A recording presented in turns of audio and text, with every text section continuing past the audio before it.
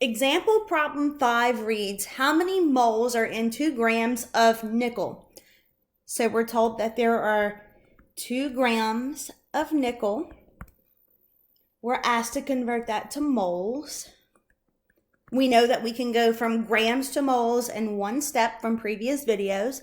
So we draw our multiplication symbol, draw our division bar, bring grams of nickels down, and moles of nickels goes to the top. So in 1 mole of nickel, nickel is element number 28 on the periodic table. There are 58.69 grams per mole. So grams cancels, we're left in moles, and your calculator, 2 divided by 58.69 equals 0.03 moles of nickel. Let me know if you have any questions about example problem 5.